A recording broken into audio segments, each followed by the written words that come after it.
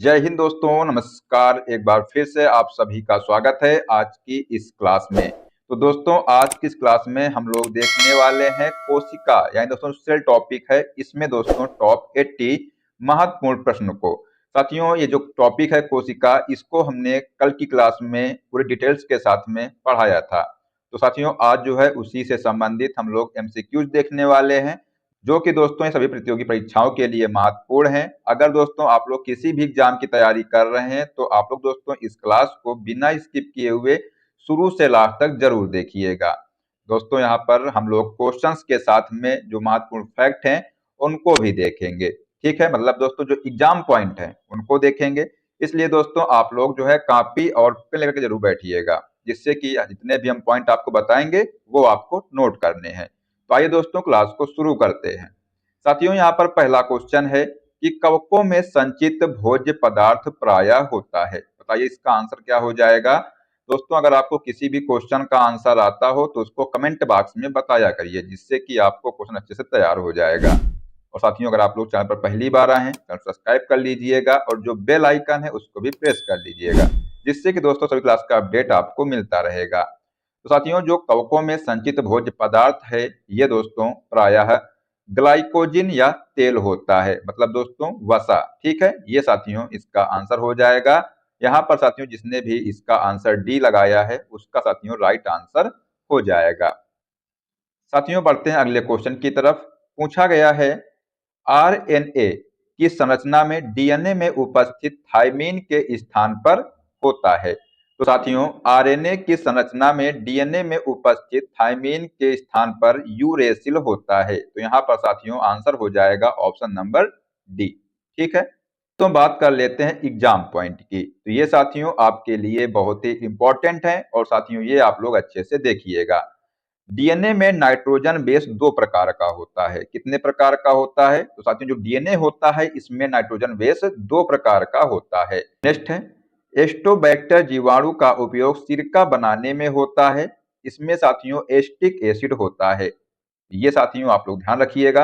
अगर आपसे पूछा जाए कि जो सिरका है इसमें किस प्रकार का एसिड होता है, ये दोस्तों एस्टिक एसिड इसमें पाया जाता है।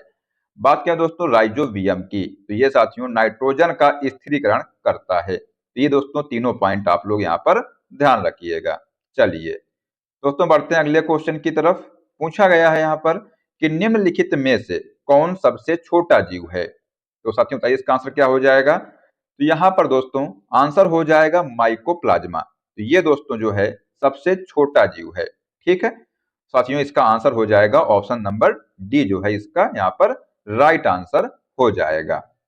दोस्तों बात कर लेते हैं एग्जाम पॉइंट की। तो पृथ्वी पर सबसे पहला जीव अगर आपसे पूछा जाए कि कौन था, तो साथियों पृथ्वी पर सबसे पहला जीव आर्कीबैक्टीरिया है।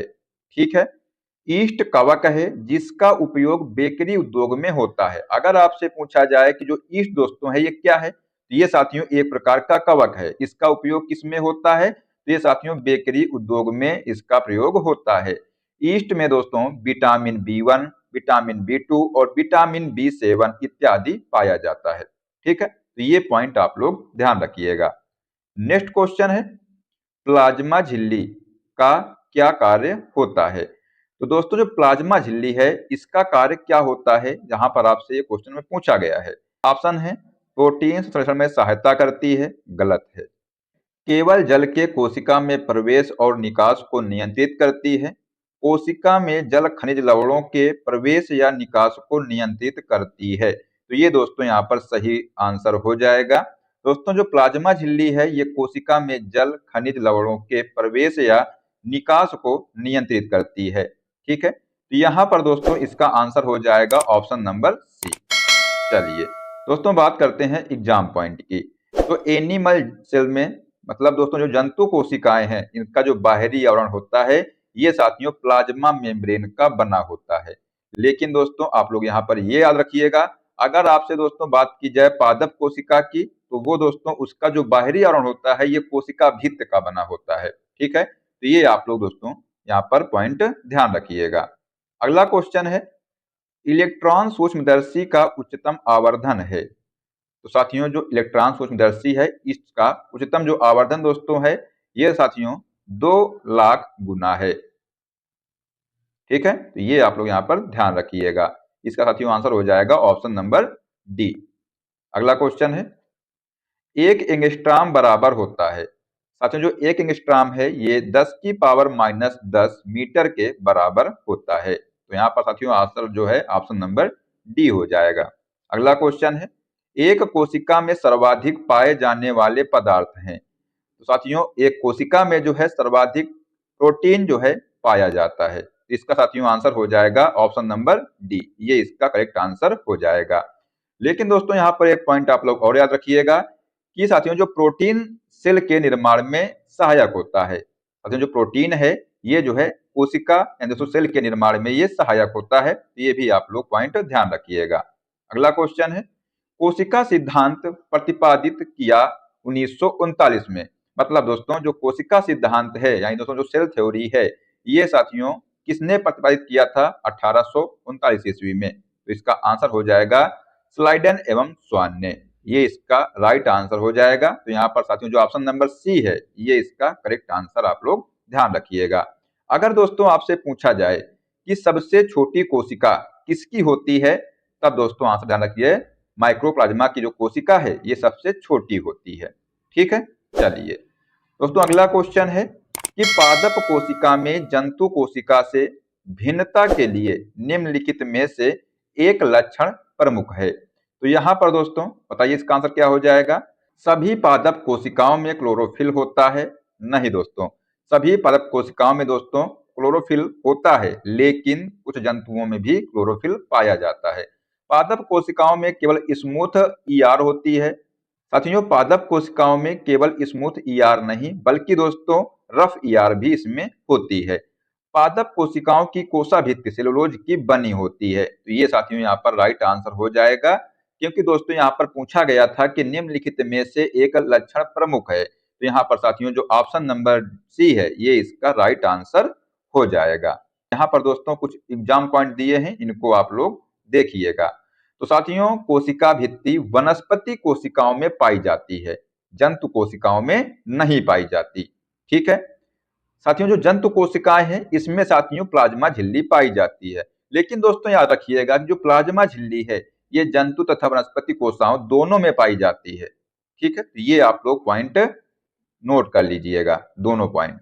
ठीक है, चलिए अब दोस्तों बात करते हैं अगले क्वेश्चन की। यहाँ पर पूछा गया है कि यदि कोशिका के राइबोसोम्स नष्ट कर दिए जाएं तो क्या होता है। तो दोस्तों अगर जो है कोशिका के जो राइबोसोम्स हैं इनको नष्ट कर दिया जाए तो इसमें जो है प्रोटीन संश्लेषण नहीं होगा। क्या होगा, इसमें साथियों जो है प्रोटीन संश्लेषण नहीं होगा। ये दोस्तों प्रोटीन संश्लेषण में मदद करते हैं, इसलिए दोस्तों अगर इनको नष्ट कर दिया जाएगा तब इसमें प्रोटीन संश्लेषण नहीं होगा। ठीक है, तो ये आप लोग यहाँ पर ध्यान रखिएगा। चलिए दोस्तों बात करते हैं एग्जाम पॉइंट की। तो राइबोसोम सबसे छोटा कोशिकांग है। अगर साथियों आपसे पूछा जाए कि सबसे छोटा जो कोशिकांग है ये कौन सा है, तो दोस्तों राइबोसोम है। ये प्रोटीन के संश्लेषण में सहायक होता है। राइबोसोम पादप कोशिका एवं जंतु कोशिका में पाया जाता है। मतलब दोस्तों जो राइबोसोम है ये दोनों कोशिकाओं में पाया जाता है। चलिए दोस्तों बात करते हैं अगले क्वेश्चन की। यहाँ पर पूछा गया है कि डीएनए में होते हैं। तो दोस्तों जो डीएनए है इसमें जो है न्यूक्लियोइड्स होते हैं। क्या होते हैं, इसमें दोस्तों जो है न्यूक्लियोइड्स होते हैं। ये आप लोग यहाँ पर ध्यान रखिएगा, जिसने भी इसका आंसर डी दिया है उसका यहाँ पर राइट आंसर हो जाएगा। बात करते हैं दोस्तों एग्जाम पॉइंट की, तो ये आप लोग देखिएगा। तो दोस्तों जो डीएनए है, डीएनए 2 पॉलीन्यूक्लियोटाइड के बने होते हैं और प्रत्येक पॉलीन्यूक्लियोटाइड में कई न्यूक्लियोटाइड होते हैं। दोस्तों जो न्यूक्लियोटाइड नाइट्रोजन बेस का बना होता है जिसमें प्यूरीन एवं पिरामिडीन होते हैं। दोस्तों जो प्यूरीन है, प्यूरीन में एडेनिन एवं ग्वानिन होते हैं तथा जो साथियों पिरामिडीन है इसमें साइटोसिन तथा थाइमिन होते हैं। तो ये आप लोग दोस्तों पॉइंट ध्यान रखिएगा। अब आगे दोस्तों बात करते हैं एमिनो एसिड की। तो साथियों 20 प्रकार के एमिनो एसिड मिल करके एक प्रोटीन का निर्माण करते हैं। प्रोटीन को बॉडी बिल्डिंग मटेरियल कहते हैं। तो ये आप लोग पॉइंट याद रखिएगा। दोस्तों जो प्रोटीन, एंजाइम एवं साथियों हार्मोन के निर्माण में ये सहायक होते हैं। कौन? तो दोस्तों एमिनो एसिड। दोस्तों ये जो पॉइंट है इनको आप लोग याद रखिएगा। चलिए दोस्तों अगला क्वेश्चन देखते हैं कि कोशिका में प्रोटीन संश्लेषण का स्थान है। तो दोस्तों बताइए इसका आंसर क्या हो जाएगा कि कोशिका में प्रोटीन संश्लेषण का स्थान है। आंसर हो जाएगा राइबोसोम। इसको हमने भी बताया है। क्या बताया था कि जो साथियों राइबोसोम है ये प्रोटीन संश्लेषण में मदद करता है। तो यहाँ पर दोस्तों ऑप्शन नंबर सी है ये इसका राइट आंसर हो जाएगा। दोस्तों बात करते हैं एग्जाम पॉइंट की। आइए देखते हैं यहाँ पर साथियों रॉबर्ट हुक ने सन 1665 ईस्वी में इसे अवलोकित करके कोशिका नाम दिया। अगर दोस्तों आपसे पूछा जाए कि जो कोशिका नाम है ये किसने दिया था, तब दोस्तों याद रखिएगा रॉबर्ट हुक ने जो है 1665 ईस्वी में कोशिका नाम दिया। माइटोकॉन्ड्रिया को कोशिका का ऊर्जागृह कहते हैं। दोस्तों ये पॉइंट भी आप लोग नोट करिएगा। अगर आपसे पूछा जाए कि कोशिका का दोस्तों ऊर्जागृह या power house of the cell ये किसे कहते हैं, तब दोस्तों आंसर हो जाएगा माइटोकॉन्ड्रिया को।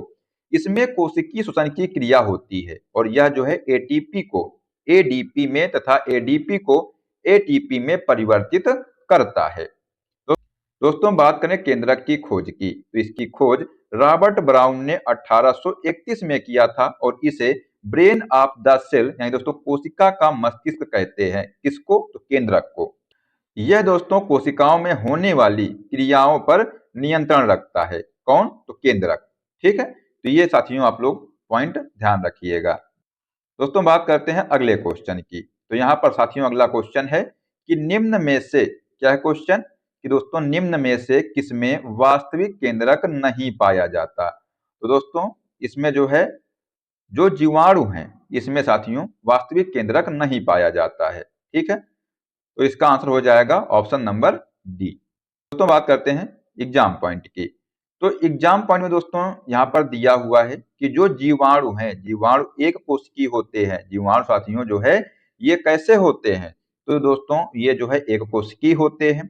यह प्रोकैरियोटिक जीव है तथा इनमें डीएनए कोशिका के केंद्रीय भाग में होता है जिसे न्यूक्लियोइड कहते हैं। दो जीवों के बीच ऐसा संबंध जिसमें दोस्तों दोनों जीवों को लाभ होता है उन्हें साथियों क्या कहते हैं, तो इनको जो है म्यूटलिज्म यानी इसको सहोपकारिता कहलाता है ये। और कवक एवं शैवाल जो मिल करके लाइकेन का निर्माण करते हैं। दोस्तों ये पॉइंट भी आप लोग नोट करिएगा। दोस्तों आपसे एग्जाम में पूछा जाता है जो लाइकेन है ये किससे दोस्तों मिल करके बनता है, तो दोस्तों आंसर आप लोग ध्यान रखिएगा कवक एवं शैवाल से।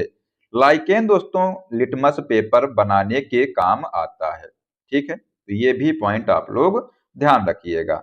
चलिए दोस्तों अगला क्वेश्चन है कि सबसे लंबी कोशिका है। क्या क्वेश्चन? जो सबसे लंबी कोशिका किसकी होती है, तो इनमें दोस्तों आंसर हो जाएगा इनमें से तंत्रिका जो कोशिका है ये दोस्तों सबसे लंबी कोशिका होती है। सबसे बड़ी कोशिका दोस्तों पूछा जाएगा अगर, तो आंसर हो जाएगा शुतुरमुर्ग का जो साथियों जो अंडा होता है इसकी जो कोशिका है ये सबसे बड़ी होती है। यहाँ पर दोस्तों पूछा गया था सबसे लंबी कोशिका, तो आंसर हो जाएगा ऑप्शन नंबर ए तंत्रिका कोशिका की। ठीक है, नेक्स्ट क्वेश्चन है राइबोसोम किसके बने होते हैं। दोस्तों जो राइबोसोम है ये आरएनए प्लस प्रोटीन के बने होते हैं। तो यहाँ पर साथियों जो ऑप्शन नंबर सी है ये इसका करेक्ट आंसर हो जाएगा। ठीक है, चलिए दोस्तों बात करते हैं एग्जाम पॉइंट की। तो राइबोसोम कोशिका में प्रोटीन के संश्लेषण में सहायक होता है। दोस्तों अब आप लोग सोच रहे होंगे कि ये हम बार बार क्यों बताते हैं, तो दोस्तों इसको जो है हम बार बार इसलिए रिपीट करते हैं क्योंकि आपको ये अच्छे से याद हो जाएगा। ठीक है, नहीं चाहे तो हम इसको हटा भी सकते थे। राइबोसोम सबसे छोटा कोशिकांग होता है। ठीक है, ये भी हमने आपको बताया है। चलिए तो दोस्तों अगला क्वेश्चन है कोशिका शब्द किसने दिया था। तो साथियों जो कोशिका शब्द है ये जो है रॉबर्ट हुक ने दिया था। किसने दिया था? ये साथियों रॉबर्ट हुक ने दिया था। अगर दोस्तों आप लोग क्लास अच्छे से देख रहे होंगे तो इसका आंसर आप लोग बता सकते थे। इसका दोस्तों जिसने भी आंसर बी दिया है उसका यहाँ पर राइट आंसर हो जाएगा। ठीक है, चलिए दोस्तों अब बात करते हैं एग्जाम पॉइंट की। तो 1676 में ल्यूवेन हॉक ने जीवाणु यानी दोस्तों बैक्टीरिया की खोज किया था। ठीक है, तो ये आप लोग नोट करिएगा। इसके बाद दोस्तों जो रॉबर्ट ब्राउन है, इन्होंने 1831 में केंद्रक यानी दोस्तों न्यूक्लियस की खोज किया। वाल्टर फ्लेमिंग ने 1879 में मिटोसिस डिवीजन का पता लगाया। और दोस्तों जो अलेक्जेंडर फ्लेमिंग हैं, इन्होंने पेनिसिलिन का खोज किया था। कब किया था? तो 1928 में। साथियों जो चारों पॉइंट हैं, इनको आप लोग नोट कर लीजिएगा। ठीक है, चलिए दोस्तों अगला क्वेश्चन है कि लाइसोसोम आत्महत्या की थैली है। मतलब दोस्तों जो लाइसोसोम है, ये आत्महत्या की थैली इसको कहा जाता है, क्योंकि दोस्तों इसमें क्या होता है? तो दोस्तों इसमें जो है जल अपघटक एंजाइम पाए जाते हैं, इसलिए जो है इसको लाइसोसोम जो है ये इसको जो है आत्महत्या की थैली कहा जाता है। तो यहाँ पर साथियों जो ऑप्शन नंबर ए है, ये इसका राइट आंसर हो जाएगा। अब दोस्तों एक पॉइंट यहाँ पर याद रखिएगा कि जो लाइसोसोम है, ये सिर्फ जंतु कोशिकाओं में पाया जाता है, और ये साथियों जो है पादप कोशिकाओं में नहीं पाया जाता। यहाँ पर दोस्तों जो पॉइंट है, इसको आप लोग नोट कर लीजिएगा। ठीक है, चलिए दोस्तों आगे बात करते हैं अगले क्वेश्चन की। तो कोशिका का पावर हाउस कौन है? साथियों जो कोशिका का पावर हाउस जो है, हमने आपको ये बताया हुआ है, तो बताइए इसका आंसर क्या हो जाएगा? तो दोस्तों इसका आंसर हो जाएगा, जो कोशिका का जो पावर हाउस है, ये दोस्तों माइटोकॉन्ड्रिया है। ठीक है, जिसने भी इसका आंसर बी दिया है, उसका दोस्तों यहाँ पर राइट आंसर हो जाएगा। दोस्तों बात करते हैं एग्जाम पॉइंट की। तो माइटोकॉन्ड्रिया की खोज रिचर्ड अल्टमैन ने किया, लेकिन माइटोकॉन्ड्रिया नाम सी बेंडा ने दिया है। ये दोस्तों आप लोग पॉइंट ध्यान रखिएगा। अगर आपसे पूछा जाए कि साथियों जो माइटोकॉन्ड्रिया है, इसकी खोज किसने किया था, तो ये दोस्तों रिचर्ड अल्टमैन ने इसकी खोज किया था। लेकिन दोस्तों अगर आपसे पूछा जाए जो माइटोकॉन्ड्रिया है, ये दोस्तों नाम किसने दिया, तो आंसर हो जाएगा सी बेंडा ने जो है इसका नाम दिया है। ठीक है, अब दोस्तों अगर आपसे पूछा जाए कि दोस्तों माइटोकॉन्ड्रिया है, इसका कार्य क्या होता है, तो यह जो है एडीपी को एटीपी में परिवर्तित करता है। दोस्तों बात करें गोल्गी बॉडी की, तो ये साथियों प्लांट एवं एनिमल सेल दोनों में पाया जाता है। और साथियों इसकी जो खोज है कैमिलो गोल्गी ने 1898 में किया था। और दोस्तों इन्हीं के नाम पर जो है इसे गोल्गी बॉडी कहा जाता है। दोस्तों अगर आपसे पूछा जाए कि जो गोल्गी बॉडी है, इसका कार्य क्या होता है, तब दोस्तों ध्यान रखिएगा इसका जो कार्य होता है, ये सेल में पदार्थों का परिवहन करना इसका कार्य होता है। ठीक है, अब दोस्तों बात करते हैं जो न्यूक्लियस है इसकी। दोस्तों न्यूक्लियोलस जो है, ये न्यूक्लियस के अंदर एक गोल आकृति होती है, जिसे न्यूक्लियस कहते हैं। और यह दोस्तों आरएनए एवं प्रोटीन संश्लेषण में सहायक होती है। ठीक है, तो ये दोस्तों आप लोग यहाँ पर ध्यान रखिएगा। चलिए दोस्तों आगे बात करते हैं अगले क्वेश्चन की। तो दोस्तों क्वेश्चन है कि ईस्ट है, ये भी दोस्तों हमने पहले जो क्वेश्चन कराया था उसमें बताया था कि ईस्ट दोस्तों क्या है। तो दोस्तों ईस्ट जो है ये एक यूकैरियोटिक है। क्या है दोस्तों? ये दोस्तों यूकैरियोटिक होता है, मतलब दोस्तों ये बहुकोशिकीय होता है। और दोस्तों ये जो है ब्रेड बनाने में काम आता है। ठीक है, तो साथियों इसका जो आंसर हो जाएगा ऑप्शन नंबर बी, इसका राइट आंसर यहाँ पर हो जाएगा। मतलब दोस्तों इसका जो यूज है, ये बेकरी में इसका यूज किया जाता है। ठीक है, नेक्स्ट दोस्तों बात करते हैं यहाँ पर एग्जाम पॉइंट की। तो दोस्तों जो यूकैरियोटिक है, ये कोशिका में दोहरी झिल्ली का आवरण केंद्रक आवरण से घिरा केंद्रक पाया जाता है। मतलब दोस्तों जो यूकैरियोटिक कोशिका है, इसमें दोहरी झिल्ली का आवरण केंद्रक और दोस्तों आवरण से जो घिरा केंद्रक इसमें पाया जाता है। इसमें दोस्तों डीएनए व हिस्टोन प्रोटीन पाई जाती है। लेकिन दोस्तों जो प्रोकैरियोटिक कोशिकाएं हैं, इसमें साथियों हिस्टोन प्रोटीन नहीं पाया जाता। इसमें दोस्तों केवल डीएनए गुणसूत्र के रूप में कार्य करता है। ठीक है, अब दोस्तों जो एक कोशिकीय जीव, वैसे जीव जिनका शरीर एक कोशिका का बना होता है, उन्हें जो है एक कोशिकीय जीव कहते हैं। दोस्तों बात करें एग्जाम्पल की, तो साथियों जो अमीबा है और जो यूग्लिना है, ये साथियों एक कोशिकीय जीव हैं। ठीक है, अब दोस्तों बात करते हैं बहुकोशिकीय जीव की। तो वैसे जीव जिनका शरीर एक से अधिक कोशिका का बना होता है, उनको साथियों बहुकोशिकीय जीव कहते हैं। इसके दोस्तों एग्जाम्पल हैं, जैसे आदमी मतलब दोस्तों मानव हो गया, डॉग कुत्ता हो गया, मैंगो मतलब आम हो गया, और दोस्तों टाइगर मतलब चीता, ये दोस्तों बहुकोशिकीय जीव हैं। ठीक है, तो ये आप लोग यहाँ पर ध्यान रखिएगा। चलिए दोस्तों बात करते हैं अगले क्वेश्चन की। तो सभी कवक सदैव होते हैं, तो दोस्तों जो सभी कवक हैं ये सदैव जो है मृतोपजीवी होते हैं। क्या होते हैं? तो ये साथियों सदैव जो है मृतोपजीवी होते हैं। इसका आंसर हो जाएगा ऑप्शन नंबर डी। ठीक है, तो ये आप लोग दोस्तों यहाँ पर ध्यान रखिएगा। आइए दोस्तों बात करते हैं एग्जाम पॉइंट की। इसमें दोस्तों बताया गया है कि स्वपोषी दोस्तों क्या होते हैं।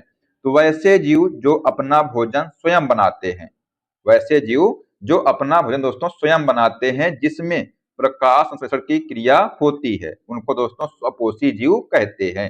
जैसे दोस्तों हरे पेड़ पौधे ये जो है अपना भोजन स्वयं बनाते हैं।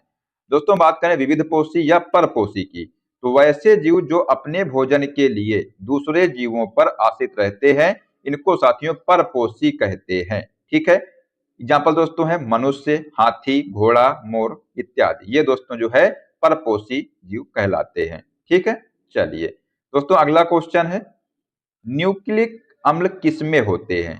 तो साथियों जो न्यूक्लिक अम्ल है बताइए किसमें होते हैं?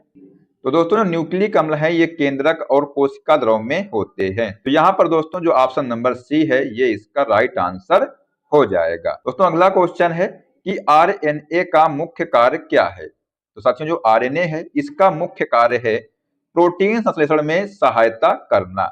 मतलब दोस्तों जो राइबो न्यूक्लिक एसिड है इसका कार्य क्या है? साथियों इसका जो कार्य है प्रोटीन संश्लेषण में सहायता करना है। तो इस पे दोस्तों जो आंसर हो जाएगा ऑप्शन नंबर बी। ठीक है दोस्तों, यहाँ पर एग्जाम पॉइंट की बात कर लेते हैं।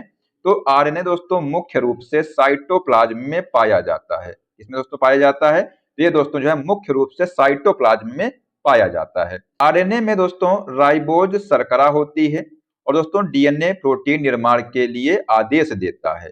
ठीक है दोस्तों, जो डीएनए है ये क्या कार्य करता है? दोस्तों इसका जो कार्य होता है ये प्रोटीन निर्माण के लिए आदेश देता है। ठीक है, तो ये आप लोग यहाँ पर ध्यान रखिएगा। दोस्तों अगला क्वेश्चन है कि डीएनए का मूल मात्रक है। तो साथियों जो डीएनए है इसका मूल मात्रक है न्यूक्लियोटाइड्स। क्या है दोस्तों इसका मूल मात्रक? तो इसका जो आंसर हो जाएगा ऑप्शन नंबर सी, न्यूक्लियोटाइड्स दोस्तों इसका जो है मूल मात्रक है। ठीक है, चलिए दोस्तों बात करते हैं यहाँ पर एग्जाम पॉइंट की। तो डीएनए तथा आरएनए न्यूक्लियोटाइड्स का बहुलक है। अगर दोस्तों आपसे पूछा जाए कि जल में घुलनशील विटामिन कौन कौन से हैं, तो साथियों बी और सी जो है ये दोस्तों विटामिन जो है जल में घुलनशील विटामिन है। और साथियों अगर आपसे पूछा जाए कि जो वसा में घुलनशील विटामिन कौन कौन से हैं, तो ए, डी, ई, के ये दोस्तों जो विटामिन है ये साथियों वसा में घुलनशील विटामिन है। ठीक है, तो ये आप लोग फैक्ट ध्यान रखिएगा। नेक्स्ट क्वेश्चन है, निम्नलिखित की कोशिका सूक्ष्मतम जीवित कोशिका है। तो दोस्तों जो माइकोप्लाज्मा है ये दोस्तों इसकी कोशिका सूक्ष्मतम जीवित कोशिका है, मतलब दोस्तों सबसे छोटी जीवित कोशिका है। ठीक है, तो यहाँ पर दोस्तों जो ऑप्शन नंबर सी है ये इसका राइट आंसर हो जाएगा। नेक्स्ट क्वेश्चन है, प्याज को छीलने या काटने पर आंखों से आंसू आने का कारण क्या है? तो साथियों जब प्याज को छीलते हैं या दोस्तों काटते हैं तो आंखों से आंसू आने लगते हैं। दोस्तों इसका जो कारण है प्याज की कोशिकाओं में विद्यमान गंधक, ये दोस्तों इसका कारण है। तो यहाँ पर साथियों जो ऑप्शन नंबर ए है ये इसका राइट आंसर हो जाएगा। ठीक है, चलिए दोस्तों बात करते हैं यहाँ पर कुछ इंपॉर्टेंट पॉइंट की। तो दोस्तों प्याज में एलाइल प्रोपाइल डाइसल्फाइड नामक पदार्थ पाया जाता है। क्या दोस्तों पाया जाता है? इसमें दोस्तों एलाइल प्रोपाइल डाइसल्फाइड नामक पदार्थ पाया जाता है जिसके कारण एक विशेष प्रकार की गंध होती है। और दोस्तों प्याज में जो है SO2 गैस होती है जो जल में घुल करके H2SO4 बनाता है। प्याज काटने पर जब यह आंख में पड़ता है तब दोस्तों आंख से आंसू निकलने लगते हैं। ठीक है, तो इसलिए साथियों आंख से जो है आंसू निकलते हैं प्याज काटने पर। दोस्तों बात करते हैं अगले क्वेश्चन की। पूछा गया है यहाँ पर कि कोशिका में भोजन या ग्लूकोज का ऑक्सीकरण कहाँ होता है? ये दोस्तों माइटोकॉन्ड्रिया में होता है। इसका आंसर हो जाएगा ऑप्शन नंबर डी। ठीक है, नेक्स्ट साथियों बात कर लेते हैं एग्जाम पॉइंट की। तो साथियों केंद्रक कोशिका में होने वाले सभी क्रियाओं पर नियंत्रण रखता है। क्या करता है? दोस्तों जो केंद्रक है ये कोशिका में होने वाली सभी क्रियाओं पर नियंत्रण रखता है। अतः दोस्तों इसे जो है ब्रेन ऑफ सेल यानी दोस्तों कोशिका का मस्तिष्क भी कहते हैं। केंद्रक के अंदर केंद्रिका पाया जाता है और जो आरएनए एवं प्रोटीन के संश्लेषण में सहायक होता है। ठीक है, तो दोस्तों जो पॉइंट है इनको हमने ऑलरेडी बता दिया है। ठीक है, चलिए दोस्तों अगला क्वेश्चन है कि कोशिका गतिविधियां नियंत्रित की जाती हैं। तो ये साथियों किसके द्वारा जो है कोशिका की गतिविधियां जो है नियंत्रित की जाती हैं, बताइए इसका आंसर क्या हो जाएगा। तो यहाँ पर दोस्तों आंसर हो जाएगा न्यूक्लियस के द्वारा, मतलब दोस्तों केंद्रक के द्वारा जो है कोशिका की जो गतिविधियां है इनको नियंत्रित की जाती है। तो यहाँ पर साथियों जो ऑप्शन नंबर डी है ये इसका राइट आंसर हो जाएगा। दोस्तों यहाँ पर कुछ पॉइंट देखते हैं। क्लोरोप्लास्ट में क्लोरोफिल पाया जाता है। अगर आपसे पूछा जाए दोस्तों कि क्लोरोप्लास्ट में जो है क्या पाया जाता है, तो इसमें साथियों क्लोरोफिल पाया जाता है जो प्रकाश संश्लेषण की क्रिया में सहायक होता है। इसमें प्लास्ट में ग्रेना तथा स्टोमा होता है जिसमें दोस्तों प्रकाशिक तथा अप्रकाशिक अभिक्रिया होती है। ठीक है, तो ये आप लोग यहाँ पर पॉइंट ध्यान रखिएगा। नेक्स्ट दोस्तों क्वेश्चन है वनस्पति कोशिका तथा प्राणी कोशिका का अंतर किसकी उपस्थिति से स्पष्ट होता है। मतलब दोस्तों जंतु कोशिका या दोस्तों पादप कोशिका का दोस्तों अंतर जो है किसकी उपस्थिति से स्पष्ट होता है। तो यहाँ पर दोस्तों आंसर हो जाएगा कोशिका भित्ति की उपस्थिति से दोस्तों स्पष्ट होता है। ठीक है, तो ये इसका जो है राइट आंसर हो जाएगा ऑप्शन नंबर ए। चलिए दोस्तों अगला क्वेश्चन है निम्नलिखित में से कौन सी संरचना प्रोकैरियोटिक कोशिका में नहीं पाई जाती है। बताइए इसका आंसर क्या हो जाएगा। दोस्तों निम्नलिखित में से कौन सी संरचना जो है प्रोकैरियोटिक कोशिका में नहीं पाई जाती है। तो यहाँ पर दोस्तों केंद्रक झिल्ली है ये साथियों प्रोकैरियोटिक कोशिका में नहीं पाई जाती है। मतलब दोस्तों जो कोशिकाएं हैं ये एक कोशिकीय होती हैं। ठीक है, ये आप लोग यहाँ पर ध्यान रखिएगा। नेक्स्ट साथियों बात करते हैं एग्जाम पॉइंट की। तो यहाँ पर दोस्तों बताया गया है कि जो प्रोकैरियोटिक कोशिकाएं हैं ये दोस्तों इनमें जो है 70 प्रकार के राइबोसोम पाए जाते हैं। साथियों जो यूकैरियोटिक कोशिकाएं हैं इसमें साथियों 80 प्रकार के राइबोसोम पाए जाते हैं। दोस्तों जो यूकैरियोटिक कोशिका में केंद्रक कला केंद्रक तथा पूर्ण विकसित कोशिकांग पाए जाते हैं। दोस्तों इसमें जो है पूर्ण विकसित कोशिकांग नहीं पाए जाते हैं। किसमें? तो प्रोकैरियोटिक में। दोस्तों जो प्रोकैरियोटिक है ये एक कोशिकीय होते हैं और दोस्तों जो यूकैरियोटिक कोशिका है ये साथियों बहुकोशिकीय होती है।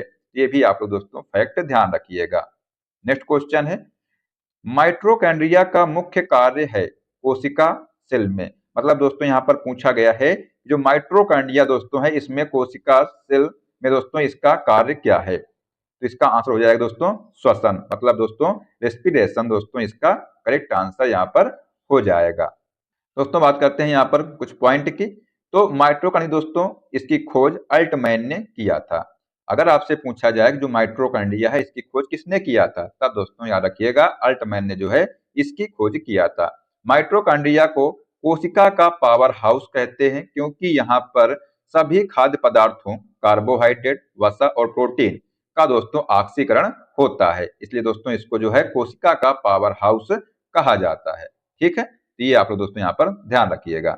नेक्स्ट क्वेश्चन है खाद्य पदार्थों में अधिक मात्रा में नमक और चीनी डालकर उन्हें लंबे समय तक परिरक्षित किया जा सकता है। ऐसा दोस्तों इसलिए क्योंकि अधिक नमक और चीनी क्या होती है, तो ये दोस्तों सूक्ष्म जीवी कोशिकाओं का द्रव्य कुंचन करते हैं।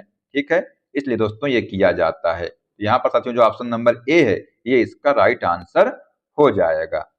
ठीक है दोस्तों अगला क्वेश्चन है कि तारक केंद्रक दोस्तों ये पाया जाता है किसमें पाया जाता है, तो आपसे दोस्तों ये पूछा गया है। तो ये साथियों प्राणी कोष में पाया जाता है। मतलब दोस्तों जो तारक केंद्रक दोस्तों है ये साथियों प्राणी कोष में पाया जाता है। मतलब दोस्तों प्राणी मतलब दोस्तों जीव या दोस्तों जंतु कोशिका में ये पाया जाता है।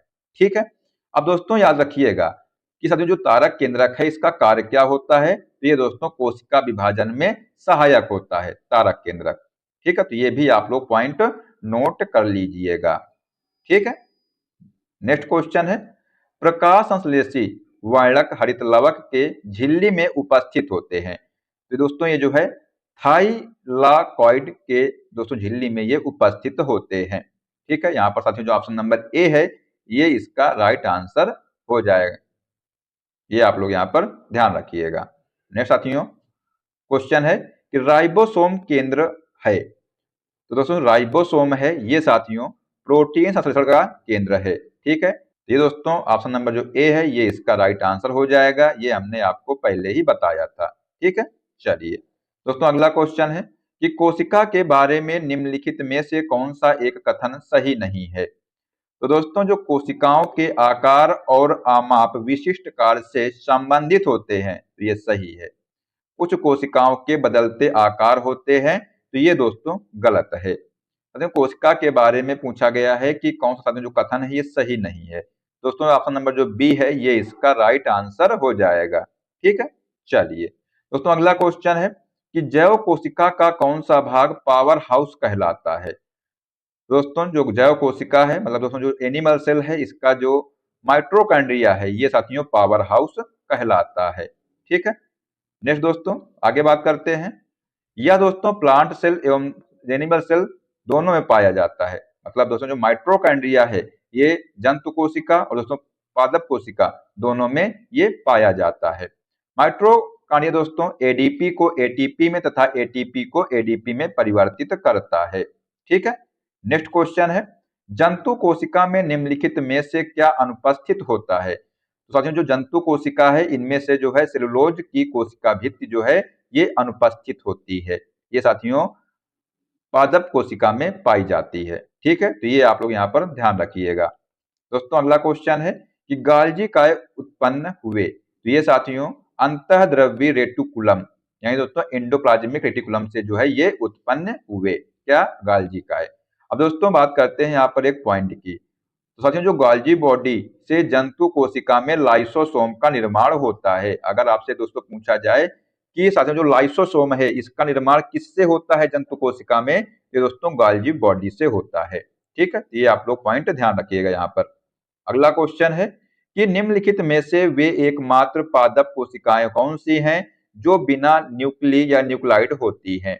तो यहाँ पर दोस्तों आंसर हो जाएगा वाहिनी कोशिकाएं। ये साथियों जो है एकमात्र पादप कोशिकाएं हैं जो बिना न्यूक्ली या न्यूक्लियाइड होती हैं। ठीक है दोस्तों, जड़ में पतला धागे जैसा निकला होता है इसे क्या कहते हैं। तो इसे दोस्तों मूल रोम कहते हैं। ये भी साथियों पॉइंट जो है आप लोग ध्यान रखिएगा। ठीक है, चलिए दोस्तों अगला क्वेश्चन है कि संरचनाओं के कौन से युग्म प्रायः पादप और जंतु दोनों कोशिकाओं में पाए जाते हैं। तो साथियों जो अंतःद्रव्यी जालिका और जो कोशिका कला है ये साथियों पादप और जंतु दोनों कोशिकाओं में ये पाए जाते हैं। तो इसका आंसर हो जाएगा ऑप्शन नंबर ए। दोस्तों कोशिका भित्ति तथा क्लोरोप्लास्ट सिर्फ पादप कोशिका में पाए जाते हैं। ठीक है, ये भी दोस्तों आप लोग यहाँ पर ध्यान रखिएगा। चलिए दोस्तों अगला क्वेश्चन है कि निम्न में से किस शैवाल का प्रयोग अंतरिक्ष अनुसंधान में किया जा रहा है। तो साथियों बताइए इसका आंसर क्या हो जाएगा। यहाँ पर दोस्तों जो क्लोरेला है इसका साथियों जो प्रयोग है अंतरिक्ष अनुसंधान में किया जा रहा है। दोस्तों अंतरिक्ष यात्री यान के हौज में भोजन एवं ऑक्सीजन के लिए क्लोरेला को अपने साथ ले जाते हैं। ठीक है, तो ये आप लोग यहाँ पर दोस्तों ध्यान रखिएगा। नेक्स्ट क्वेश्चन है पके हुए टमाटरों का लाल रंग किसकी उपस्थिति के कारण होता है। बताइए इसका आंसर क्या हो जाएगा कि पके हुए टमाटरों का लाल रंग किसकी उपस्थिति के कारण होता है। आंसर हो जाएगा इसका कैरोटीनाइड यानी दोस्तों लाइकोपीन की उपस्थिति के कारण जो है टमाटरों का लाल रंग होता है। दोस्तों यहाँ पर बात करते हैं एग्जाम पॉइंट की। तो पर्णहरित प्रकाश संश्लेषण की क्रिया में सहायक होता है। हार्मोन शरीर के विभिन्न क्रियाओं को नियंत्रित करता है तथा शरीर के वृद्धि एवं विकास में सहायक होता है। दोस्तों अगर आपसे पूछा जाए कि विटामिन की खोज किसने किया था। दोस्तों विटामिन की खोज जो है फंक ने किया था। कब किया था तो 1912 में किया था। विटामिन से किसी प्रकार के ऊर्जा की दोस्तों प्राप्ति नहीं होती है। ये आप लोग दोस्तों ध्यान रखिएगा कि साथियों जो विटामिन है इससे जो है किसी भी प्रकार की ऊर्जा की प्राप्ति यहाँ पर नहीं होती है, किंतु इसकी थोड़ी सी मात्रा शरीर के लिए लाभदायक होती है। ठीक है, चलिए दोस्तों अगला क्वेश्चन है 1831 में एक कोशिका में केंद्रक की खोज किसने किया था। तो दोस्तों आंसर हो जाएगा रॉबर्ट ब्राउन। तो दोस्तों आंसर हो जाएगा रॉबर्ट ब्राउन ने जो है 1831 में केंद्रक की खोज किया था कोशिका में। ठीक है, नेक्स्ट साथियों बात करते हैं यहाँ पर एग्जाम पॉइंट की। तो प्राकृतिक चयन का सिद्धांत किसने दिया था अगर आपसे पूछा जाए। दोस्तों याद रखिएगा चार्ल्स डार्विन ने प्राकृतिक चयन का सिद्धांत दिया था। अगर दोस्तों आपसे पूछा जाए कि आनुवंशिक के पिता कौन है तो दोस्तों जो आनुवंशिकी है इसके पिता मेंडल हैं। ठीक है, तो ये दोस्तों दोनों पॉइंट आप लोग नोट कर लीजिएगा। नेक्स्ट दोस्तों क्वेश्चन है कि सेलुलोज भित्ति किसके सेलों में पाई जाती है। क्वेश्चन है कि दोस्तों जो सेलुलोज भित्ति है ये किसके सेलों में पाई जाती है। ये दोस्तों पादप कोशिकाओं में पाई जाती है, मतलब दोस्तों ये पौधों में पाई जाती है। ठीक है, ये आप लोग यहाँ पर ध्यान रखिएगा। नेक्स्ट क्वेश्चन है डंबेलाकार द्वार कोशिकाएं किसमें होती हैं। तो दोस्तों जो डंबेलाकार द्वार कोशिकाएं हैं ये गेहूं में होती हैं। तो साथियों इसका आंसर हो जाएगा ऑप्शन नंबर सी, गेहूं। ठीक है, नेक्स्ट दोस्तों क्वेश्चन है कोशिका किसके कारण स्फीत हो जाती है। तो दोस्तों कोशिका जो है ये अंतः प्रसरण के कारण जो है स्फीत हो जाती है।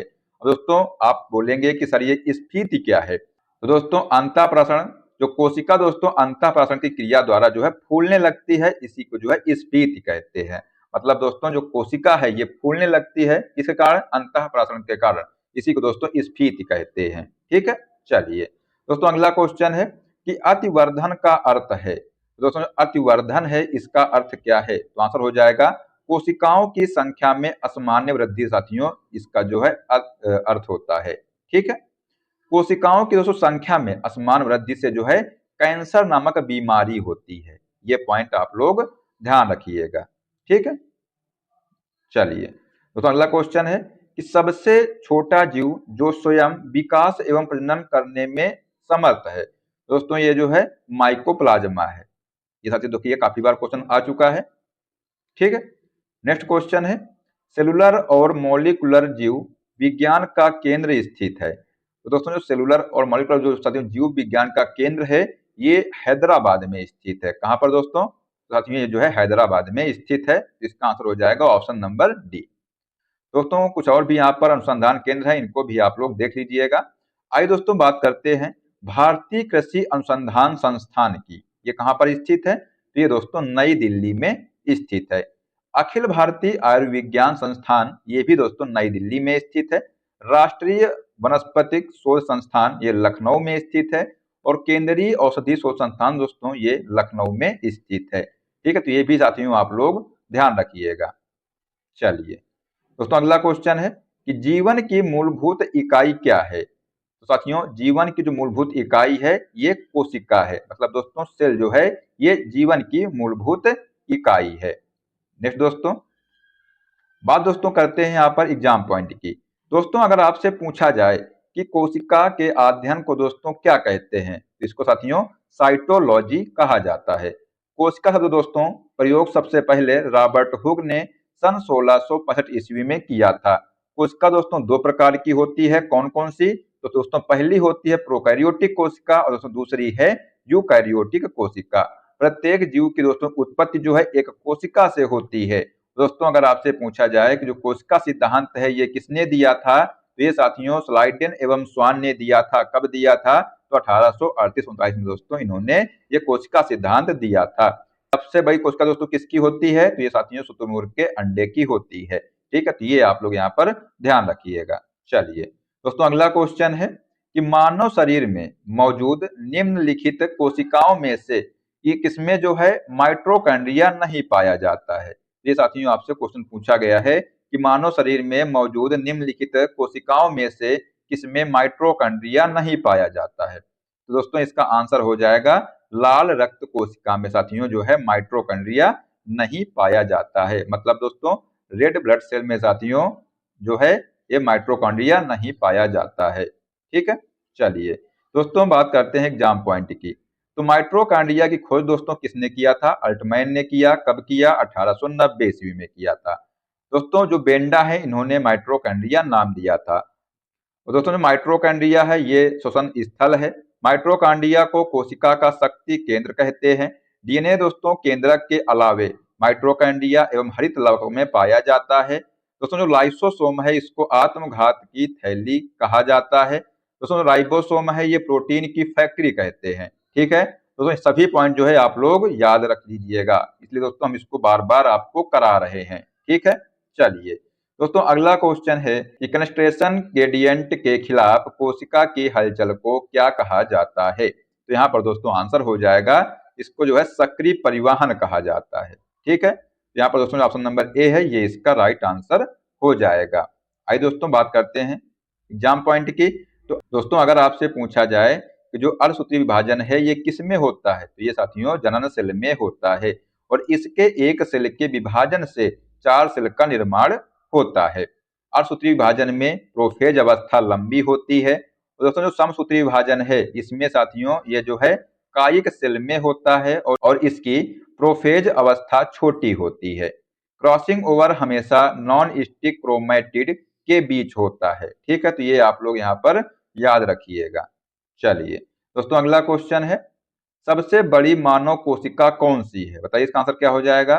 तो जो सबसे बड़ी मानव कोशिका है वो कौन सी है? तो इसका आंसर हो जाएगा ओवम की है। ठीक है, तो यहाँ पर दोस्तों जो ऑप्शन नंबर डी है ये इसका राइट आंसर हो जाएगा। ठीक है, चलिए दोस्तों अगला क्वेश्चन है कि निम्नलिखित में से कौन सा कोशिकांग पादप कोशिका में पाया जाता है किंतु पशु कोशिका में नहीं पाया जाता है?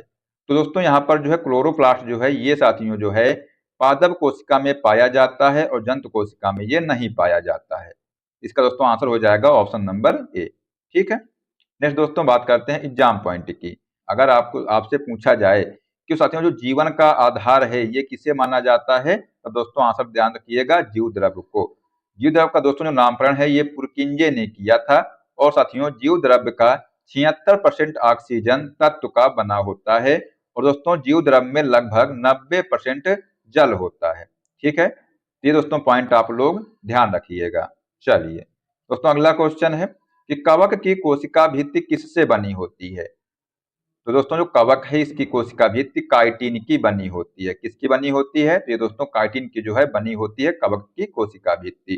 तो यहाँ पर दोस्तों ऑप्शन नंबर जो बी है ये इसका राइट आंसर हो जाएगा। अगला क्वेश्चन है दोस्तों बात करते हैं यहाँ पर एग्जाम पॉइंट की। तो दोस्तों कवक का अध्ययन क्या कहलाता है? तो ये साथियों माइकोलॉजी कहलाता है। कवक दोस्तों पर्णरहित सकेंद्रीय संवहन ऊतक रहित थैलोफाइट है। कवक में दोस्तों संचित भोजन ग्लाइकोजन के रूप में रहता है। कवक पौधे में गंभीर रोग उत्पन्न करते हैं और दोस्तों जो यूकैरियोटिक का कोशिका भित्ति सेलुलोज की बनी होती है। दोस्तों जो प्रोकैरियोटिक का कोशिका भित्ति प्रोटीन और कार्बोहाइड्रेट की बनी होती है। ठीक है, ये आप लोग यहाँ पर ध्यान रखिएगा। नेक्स्ट दोस्तों क्वेश्चन है सितारों में प्लाज्मा बनने का कारण क्या है? तो दोस्तों सितारों में जो है प्लाज्मा बनने का कारण उच्च तापमान है। क्या है? तो यहाँ पर दोस्तों आंसर हो जाएगा ऑप्शन नंबर सी, उच्च तापमान जो है सितारों पर प्लाज्मा बनने का कारण है। आइए दोस्तों यहाँ पर देखते हैं एग्जाम पॉइंट। तो एकाइनोडर्मेटा संघ का जीव क्या है? अगर आपसे पूछा जाए दोस्तों जो इकाइनोडर्मेटा संघ का जीव दोस्तों क्या है? ये साथियों तारा मछली, बीटल स्टार एवं फेदर स्टार है। एंटीडॉन का नाम दोस्तों फेदर स्टार है और साथियों जो ऑफियोरा है इसको जो है बीटल स्टार कहते हैं। साथियों प्लाज्मा में जो है 90% भाग जल होता है। ठीक है, चलिए दोस्तों अगला क्वेश्चन है कि एक बहुकोशिकीय जीव है। मतलब दोस्तों पूछा गया है कि साथियों एक जो है बहुकोशिकीय जीव है, तो आंसर हो जाएगा एगेरिकस। ये साथियों जो है एक बहुकोशिकीय जीव है। ठीक है, नेक्स्ट क्वेश्चन है किस कोशिका ऑर्गेनेल को कोशिका का मास्टर कहा जाता है? तो दोस्तों यहाँ पर जो आंसर हो जाएगा नाभिक। मतलब तो दोस्तों यहाँ पर जो ऑप्शन नंबर डी है ये इसका राइट आंसर हो जाएगा। इसको साथियों कोशिका का मास्टर कहा जाता है। दोस्तों बात करते हैं यहाँ पर एग्जाम पॉइंट की। तो साथियों जो नाभिक है, नाभिक कोशिका में केंद्रक की खोज किसने किया था? अगर दोस्तों आपसे पूछा जाए कि कोशिका में केंद्रक की खोज किसने किया था, तब दोस्तों याद रखिएगा रॉबर्ट ब्राउन ने किया था। कब किया था? दोस्तों 1831 ईस्वी में किया था। कोशिका द्रव के बीच में एक बड़ी गोल एवं गाढ़ी संरचना पाई जाती है जिसे नाभिक या दोस्तों इसको जो है केंद्रक कहते हैं। इसके चारों ओर दोहरे परत की एक झिल्ली होती है जिसे केंद्रक कला या केंद्रक झिल्ली कहते हैं। ठीक है दोस्तों, आगे बात करते हैं। केंद्रक के अंदर दोस्तों गाढ़ा अर्धतरल द्रव भरा रहता है जिसे केंद्रक द्रव कहते हैं। केंद्रक द्रव में महीन जाल क्रोमेटिन को जलिका कहते हैं। ये डीएनए और प्रोटीन के बने होते हैं। ठीक है, चलिए दोस्तों अगला क्वेश्चन है निम्नलिखित में से किस कोशिकांग को कोशिका का प्रोटीन फैक्ट्री कहा जाता है? दोस्तों इसका आंसर हो जाएगा राइबोसोम। इसको साथियों जो है कोशिका का प्रोटीन फैक्ट्री कहा जाता है। ठीक है, ये आप लोग यहाँ पर ध्यान रखिएगा। दोस्तों बात करते हैं एग्जाम पॉइंट की। तो राइबोसोम साथियों आरएनए नामक अम्ल और प्रोटीन की बनी होती है। किसकी बनी होती है? ये दोस्तों आरएनए जो है नामक अम्ल और प्रोटीन की बनी होती है। यह दोस्तों प्रोटीन संश्लेषण के लिए उपयुक्त स्थान प्रदान करती है। दोस्तों आप लोग यहाँ पर एक पॉइंट याद रखिएगा कि लाल रुधिर कण द्वारा प्रोटीन संश्लेषण नहीं होता है। दोस्तों माइटोकॉन्ड्रिया को प्रोटीन का शक्ति केंद्र कहा जाता है और दोस्तों लाइसोसोम को आत्मघाती थैली कहा जाता है और साथियों जो गाल्जी काय है इसको यातायात प्रबंधक कहा जाता है। ठीक है, तो ये आप लोग यहाँ पर ध्यान रखिएगा। नेक्स्ट क्वेश्चन है, डीएनए का एक खंड जो एक प्रोटीन की जानकारी प्रदान करता है उसे कहा जाता है। तो दोस्तों उसको जो है जीन कहा जाता है। तो यहाँ पर साथियों जो ऑप्शन नंबर सी है ये इसका राइट आंसर हो जाएगा। दोस्तों यहाँ पर बात कर लेते हैं एग्जाम पॉइंट की।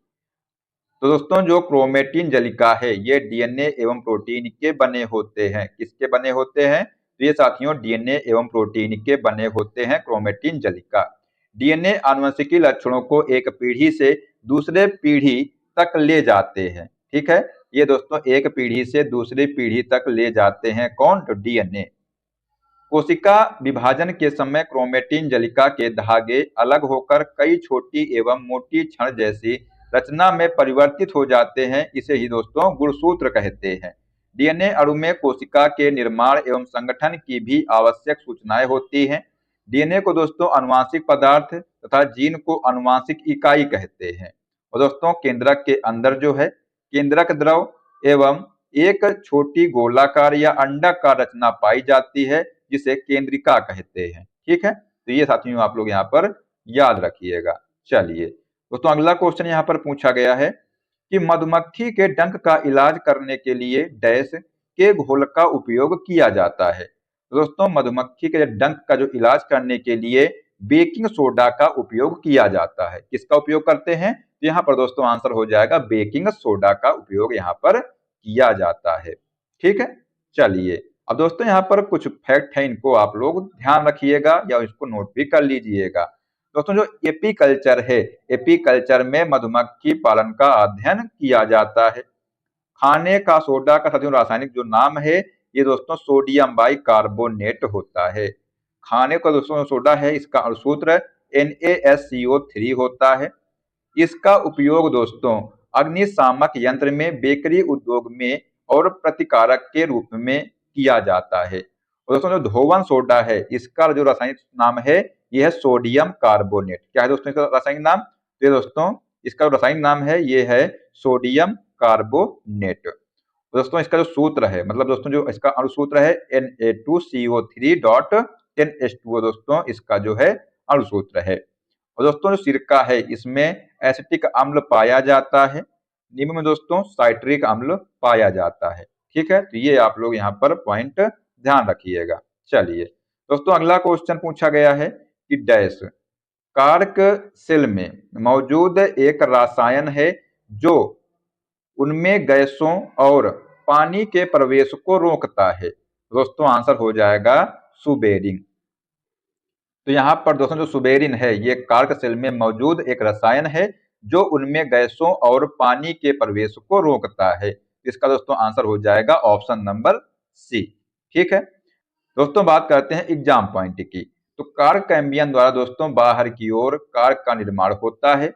परिपक्व होने पर साथियों यह मृत हो जाती है और इसमें दोस्तों वायु भरी रहती है। क्या भरी रहती है इसमें? इसमें साथियों जो है वायु भरी रहती है। बोतलों में लगाया जाने वाला कार्क इसका उत्तम उदाहरण है। और दोस्तों यह जो है क्यूरकस सुबर नामक पौधे से प्राप्त होता है। दोस्तों कवक की कोशिका भित्ति काइटिन की बनी होती है। ये दोस्तों आप लोग पॉइंट याद रखिएगा कि अगर आपसे पूछा जाए कि साथियों जो कवक है इसकी कोशिका भित्ति किसकी बनी होती है तब दोस्तों आप लोग आंसर दीजिएगा किसकी कोशिका भित्ति है ये काइटिन की बनी होती है। ठीक है, चलिए दोस्तों अगला क्वेश्चन है कि प्रोटीन की जानकारी प्रदान करने वाले डीएनए के भाग को डैश कहा जाता है। तो दोस्तों प्रोटीन की जानकारी प्रदान करने वाले डीएनए के भाग को जीन कहा जाता है। यहाँ पर दोस्तों जो ऑप्शन नंबर डी है ये इसका राइट आंसर हो जाएगा। ठीक है, चलिए दोस्तों बात करते हैं कुछ एग्जाम पॉइंट की। तो साथियों जो डीएनए है, डीएनए का वह छोटा खंड जिनमें आनुवांशिक कूट निहित होता है वो जीन कहलाता है। और साथियों डीएनए में डीऑक्सी शुगर होता है। क्या होता है इसमें साथियों? डीऑक्सी शुगर होता है। दोस्तों जीन शब्द का प्रयोग सर्वप्रथम जोहानसन ने 1909 में किया था। और दोस्तों गुणसूत्र में पाए जाने वाले अनुवांशिक पदार्थ को जीनोम कहते हैं। प्रोकैरियोटिक कोशिकाओं में हिस्टोन प्रोटीन नहीं पाया जाता है। ये दोस्तों आप लोग ध्यान रखिएगा। साथियों जो प्रोकैरियोटिक कोशिकाएं हैं इनमें दोस्तों जो है हिस्टोन प्रोटीन नहीं पाया जाता। और साथियों जो यूकैरियोटिक कोशिकाओं में डीएनए और हिस्टोन प्रोटीन के संयुक्त होने से बनी क्रोमैटिन तथा इसके अलावा केंद्रिका होते हैं। ठीक है, चलिए दोस्तों अगला क्वेश्चन है कि प्रोटीन संश्लेषण में क्षार इवेंट से एक डैश का निर्माण होता है। तो दोस्तों इसमें से जो है आंसर हो जाएगा mRNA प्रतीक का निर्माण होता है। मतलब दोस्तों जो प्रोटीन संश्लेषण में क्षार इवेंट से एक mRNA प्रतीक का निर्माण होता है। ठीक है, चलिए दोस्तों बात करते हैं यहाँ पर एग्जाम पॉइंट की। तो आरएनए का दोस्तों अगर आपसे पूछा जाए कि इसका पूरा नाम क्या है तो राइबो न्यूक्लिक एसिड साथियों इसका पूरा नाम है। राइबोसोम में आरएनए तथा प्रोटीन पाया जाता है। राइबोसोम दोस्तों प्रोटीन का उत्पादन स्थल है। राइबोसोम को प्रोटीन की फैक्ट्री भी कहा जाता है। स्तनी के लाल उदरीकण में दोस्तों राइबोसोम नहीं पाया जाता। ये आप लोग दोस्तों ध्यान रखिएगा। मतलब दोस्तों जो स्तनधारी है इनके साथियों जो लाल उदरीकण है इनमें जो है राइबोसोम नहीं पाया जाता है, क्योंकि दोस्तों लाल उदरीकण में जो है प्रोटीन संश्लेषण नहीं होता है। गाल्जी काय को दोस्तों कोशिका के अणुओं का यातायात प्रबंधक भी कह सकते हैं। ठीक है, ये दोस्तों पॉइंट आप लोग देख लीजिएगा। चलिए दोस्तों अगला क्वेश्चन है कि कणों की गतिज ऊर्जा डैश में अधिकतम होती है। तो आंसर हो जाएगा प्लाज्मा में जो है कणों की गतिज ऊर्जा ये अधिकतम होती है। ठीक है, चलिए दोस्तों बात करते हैं यहाँ पर एग्जाम पॉइंट की। तो यह जो है उच्च तापमान पर पाए जाने वाली अवस्था है। किसी गैस की गतिज ऊर्जा तापमान का समानुपाती होती है। क्या होती है दोस्तों? किसी गैस की जो गतिज ऊर्जा है ये तापमान के समानुपाती होती है। प्लाज्मा दोस्तों अवस्था में पदार्थ आयन के रूप में रहते हैं। तो यहाँ पर दोस्तों ये जो पॉइंट है इनको आप लोग ध्यान रखिएगा। नेक्स्ट क्वेश्चन है डैश में पतली कोशिका भित्ति के साथ अपेक्षाकृत अवशिष्ट कोशिकाएं होती हैं।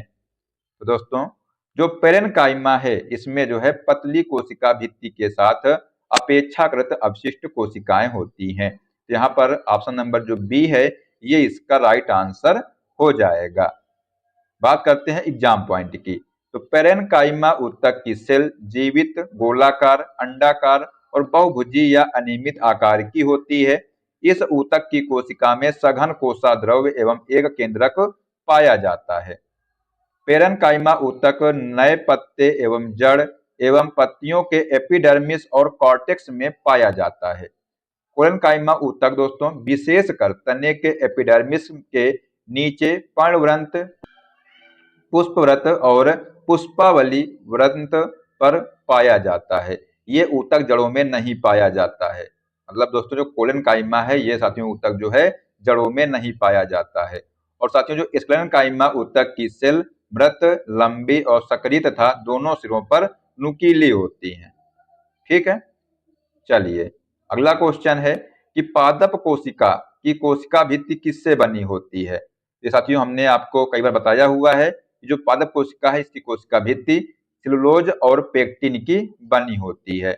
यहाँ पर साथियों जो ऑप्शन नंबर डी है ये इसका राइट आंसर हो जाएगा। दोस्तों बात करते हैं एग्जाम पॉइंट की।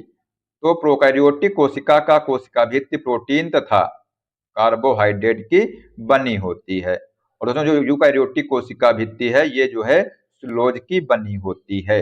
और दोस्तों जो यूकैरियोटिक सेल का प्रकाश संश्लेषण क्लोरोप्लास्ट में होता है और कवक की कोशिका भित्ति काइटिन की बनी होती है। ठीक है, चलिए अगला साथियों क्वेश्चन है अस्थि कोशिकाएं एक हार्ड मैट्रिक्स में अंतः स्थापित होती हैं जो बना होता है। तो दोस्तों यहाँ पर आंसर हो जाएगा कैल्शियम और फास्फोरस। तो जिसने भी दोस्तों इसका आंसर बी दिया है उसका यहाँ पर राइट आंसर हो जाएगा। चलिए दोस्तों बात कर लेते हैं एग्जाम पॉइंट की। तो अस्थि एक ठोस, कठोर एवं मजबूत संयोजी ऊतक है और दोस्तों यह जो है मैट्रिक्स की बनी होती है। इसमें मैट्रिक्स में कैल्शियम और दोस्तों मैग्नीशियम के लवण पाए जाते हैं। परिस्थिति के द्वारा दोस्तों लिगामेंट, टेंडेंस और दोस्तों दूसरी मांसपेशियां जुड़ी होती हैं और दोस्तों लाल अस्थिमज्जा केवल स्तनधारियों में पाई जाती है। ठीक है, ये दोस्तों जो पॉइंट है ये आप लोग यहाँ पर ध्यान रखिएगा। चलिए दोस्तों अगला क्वेश्चन है कि सूत्री विभाजन के बीच किस अवस्था में गुणसूत्र विपरीत ध्रुवों की ओर गति करते हैं। दोस्तों आंसर हो जाएगा इसका एनाफेज अवस्था में साथियों जो गुणसूत्र हैं ये विपरीत ध्रुवों की ओर गति करते हैं। तो यहाँ पर दोस्तों जिसने भी इसका आंसर डी दिया है उसका राइट आंसर हो जाएगा। दोस्तों चलिए आगे बात कर लेते हैं एग्जाम पॉइंट की। तो दोस्तों जो प्रोफेज है ये कोशिका में विभाजन की शुरुआत इसी अवस्था से होता है। क्रोमैटिन जाल छोटे एवं मोटे होकर गुणसूत्र बनाते हैं और साथ में जो मेटाफेज है इसमें तुर्क धागे का निर्माण पूर्ण होता है और इस विभाजन में लगभग 1 घंटा लगता है। दोस्तों बात करें टेलोफेज की। तो दोस्तों जो टेलोफेज है यह प्रोफेज का उल्टा है। केंद्रक एवं केंद्रिका स्पष्ट हो जाता है और क्रोमोसोम पतले हो जाते हैं और साथियों जो स्पेंडल फाइबर है ये नष्ट हो जाता है एवं एक मदर सेल 2 डॉटर सेल का निर्माण करता है। ठीक है, ये दोस्तों आप लोग यहाँ पर पॉइंट ध्यान रखिएगा। अगला क्वेश्चन है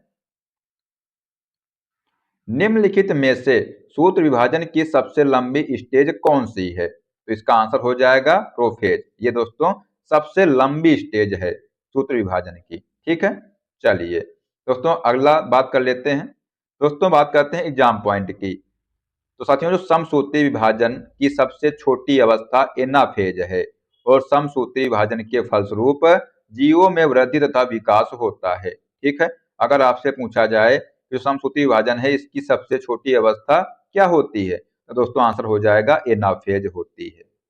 ठीक है, नेक्स्ट क्वेश्चन है मियोसिस के किस स्टेज पर गुणसूत्रों की संख्या आधी हो जाती है। तो यहाँ पर दोस्तों आंसर हो जाएगा एनाफेज फर्स्ट में दोस्तों जो है गुणसूत्रों की संख्या आधी हो जाती है। तो ये आप लोग यहाँ पर याद रखिएगा। दोस्तों बात कर लेते हैं एग्जाम पॉइंट की।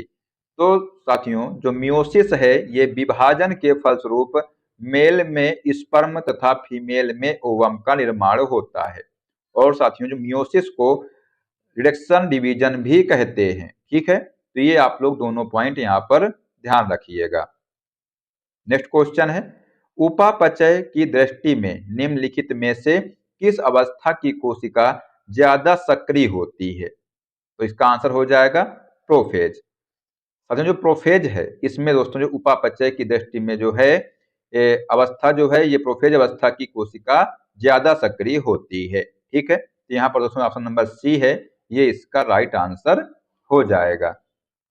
नेक्स्ट दोस्तों क्वेश्चन है कि मियोसिस के लिए कौन सा कथन सही है। तो मियोसिस एक जो है समसूत्री विभाजन है तो ये दोस्तों गलत है।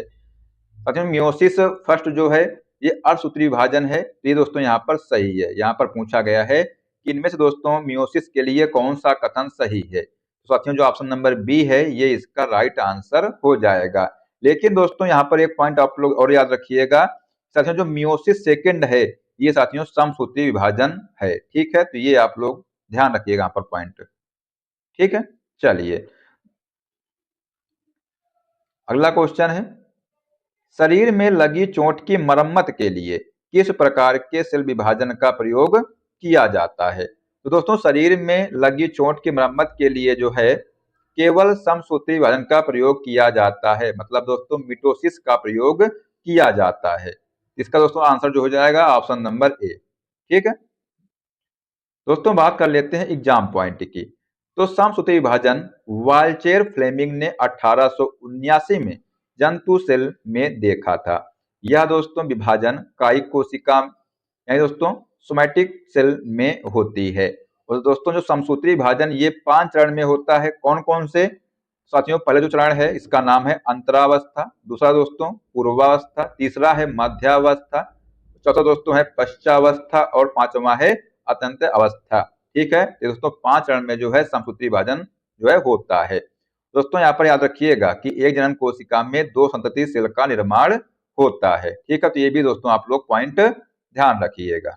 चलिए दोस्तों, अगला क्वेश्चन है कि निम्नलिखित में से शरीर विज्ञान एवं चिकित्सा की वह कौन सी शाखा है जो पुरुषों के विशिष्ट रोगों एवं स्थितियों से संबंधित है। इसका दोस्तों आंसर हो जाएगा एंड्रोलॉजी। ये दोस्तों इसका यहाँ पर राइट आंसर हो जाएगा, ऑप्शन नंबर ए। जिसने भी दिया है उसका दोस्तों करेक्ट आंसर यहाँ पर हो जाएगा। चलिए दोस्तों, बात करते हैं यहाँ पर विज्ञान की कुछ प्रमुख शाखाएं और उनसे संबंधित हैं। ठीक है, तो साथियों जो एनाटॉमी है ये शरीर की आंतरिक संरचना से संबंधित है। एंथ्रोपोलॉजी ये मानव शास्त्र का अध्ययन। एस्ट्रोलॉजी ज्योतिष शास्त्र से है। इकोलॉजी दोस्तों ये पर्यावरण का अध्ययन से है। इंटोमोलॉजी कीट पतंगों के अध्ययन से है। और दोस्तों जेंटोलॉजी ये वृद्धावस्था का अध्ययन है। और साथियों बात करें सेरोलॉजी की, ये दोस्तों छिपकलियों का अध्ययन से संबंधित है। ये दोस्तों आप लोग याद रखिएगा, एग्जाम में यहाँ से भी क्वेश्चन आते हैं। नेक्स्ट साथियों क्वेश्चन है कि निम्न में से कौन सा हिस्सा मानव त्वचा का सबसे बाहरी हिस्सा होता है। इसका आंसर हो जाएगा एपिडर्मिस। ये साथियों जो है मानव त्वचा का सबसे बाहरी हिस्सा होता है। जिसने भी इसका आंसर ए दिया है उसका यहाँ पर राइट आंसर हो जाएगा। दोस्तों बात करते हैं एग्जाम पॉइंट की, तो त्वचा शरीर को सुरक्षा और संवेदनशील स्पर्श करने हेड बनाता है। ठीक है, त्वचा में पाई जाने वाली तेलीय ग्रंथियां सीबम का स्रावण करती हैं। त्वचा के श्वेत ग्रंथियों से पसीने का निर्माण होता है, मतलब दोस्तों पसीने का स्रावण होता है। ठीक है, तो ये दोस्तों पॉइंट आप लोग यहाँ पर ध्यान रखिएगा। अगला क्वेश्चन है कि सूत्री विभाजन के चरण का नाम बताएं जिसके दौरान विभाजित सेल के गुणसूत्र मध्य रेखा पर स्थित होते हैं। तो यहाँ पर दोस्तों आंसर हो जाएगा मेटाफेज। ठीक है साथियों, जिसका जो आंसर हो जाएगा ऑप्शन नंबर सी, ये इसका करेक्ट आंसर हो जाएगा। ठीक है, ये आप लोग यहाँ पर ध्यान रखिएगा। अगला दोस्तों बात करते हैं यहाँ पर एग्जाम पॉइंट की, तो कोशिका विभाजन दोस्तों सर्वप्रथम 1855 में बिरचौ ने देखा था। किसने देखा था दोस्तों? जो कोशिका विभाजन है ये सबसे पहले 1855 में बिरचौ ने देखा था। और दोस्तों कोशिका विभाजन 3 प्रकार का होता है। कौन कौन से? तो असूत्री विभाजन, समसूत्री विभाजन और साथियों अर्धसूत्री विभाजन। साथियों जो असूत्री विभाजन होता है ये अविकसित सेलों में होता है। समसूत्री दोस्तों विभाजन जो होता है ये कायिक कोशिका में होता है। और दोस्तों जो अर्धसूत्री विभाजन है ये जनन सेलों में होता है। साथियों जो समसूत्री विभाजन है इसको 5 चरणों में बांटा गया है। कौन कौन से? ये दोस्तों हमने आपको पहले बताया है, तो वहां से देख लीजिएगा। ठीक है, चलिए दोस्तों अगला क्वेश्चन यहाँ पर पूछा गया है कि निम्नलिखित में से अर्धसूत्रण के लिए कौन सा कथन सत्य नहीं है। तो दोस्तों जो अर्धसूत्रण 2 चरणों में होता है, सही है। साथियों जो अर्धसूत्रण के परिणाम स्वरूप परिणामी कोषों में गुणसूत्रों की संख्या 2 गुनी हो जाती है, तो ये दोस्तों जो है गलत है। ठीक है, यहाँ पर दोस्तों पूछा गया था कि कौन सा कथन सही नहीं है। साथियों इसका आंसर हो जाएगा ऑप्शन नंबर बी, ये कथन जो है सही नहीं है। ठीक है दोस्तों, आइए बात करते हैं एग्जाम पॉइंट की। तो आइए दोस्तों बात करते हैं जो अर्धसूत्री है, यानी दोस्तों जो मियोसिस है, इसमें कोशिका विभाजन की खोज सर्वप्रथम ऑस्कर हर्टविग ने की थी 1876 ईस्वी में समुद्री आर्चिन के अंडे में। इसका साथियों जो नामकरण है अर्धसूत्री फार्मर तथा मूरे ने 1905 में किया था। इस प्रकार का जो कोशिका विभाजन दोस्तों है ये केवल जनन कोशिकाओं में होता है। ठीक है, तो ये आप लोग दोस्तों यहाँ पर ध्यान रखिएगा। इस कोशिका विभाजन के द्वारा जंतुओं में शुक्राणु तथा अंडाणु एवं पादपों में नर तथा मादा युग्मक बनते हैं, जिसमें गुणसूत्रों की संख्या आधी रह जाती है। दोस्तों बात करें जो अर्धसूत्री विभाजन है ये 2 विभाजन होते हैं। एक होता है विषम रूपी विभाजन यानी दोस्तों हास विभाजन, दोस्तों दूसरा होता है समरूपी विभाजन। दोस्तों 2 प्रकार के विभाजन होते हैं अर्धसूत्री विभाजन में। ठीक है, चलिए दोस्तों अगला क्वेश्चन है डैश कोशिका विभाजन से संबंधित है। तो दोस्तों जो यहाँ पर साइटोकाइनिन है ये साथियों जो है कोशिका विभाजन से संबंधित है। तो जिसने भी इसका आंसर बी दिया है उसका यहाँ पर राइट आंसर हो जाएगा। दोस्तों ये बात करते हैं एग्जाम पॉइंट की। तो साथियों साइटोकाइनिन ऑक्सिन की उपस्थिति में कोशिका विभाजन और विकास में मदद करता है। साइटोकाइनिन की खोज मिलर ने 1955 में किया था। इसका नामकरण लिथाम ने किया। यह जीर्णता को रोकता है। तो दोस्तों यह जो है आरएनए एवं प्रोटीन बनाने में सहायक है। ऑक्सिन का निर्माण दोस्तों पौधे के ऊपरी हिस्से, जड़ों के शीर्ष तथा कली में होता है। ठीक है, ये दोस्तों जो एग्जाम पॉइंट है इनको आप लोग अच्छे से जरूर याद कर लीजिएगा। ठीक है, तो चलिए दोस्तों, आशा करते हैं कि आपको क्लास ये पसंद आई होगी, और साथियों अगर आपको क्लास पसंद आई है तो इसको लाइक कर दीजिएगा और इसको अपने दोस्तों को भी शेयर कर दीजिएगा। और दोस्तों अगर आप लोग चैनल पर पहली बार आए हैं तो सब्सक्राइब कर लीजिएगा और जो बेल आइकन है उसको प्रेस कर लीजिएगा, जिससे कि दोस्तों सभी क्लास का अपडेट आपको मिलता रहेगा। ठीक है, दोस्तों मिलते हैं नेक्स्ट क्लास में। जय हिंद, जय भारत, वंदे मातरम।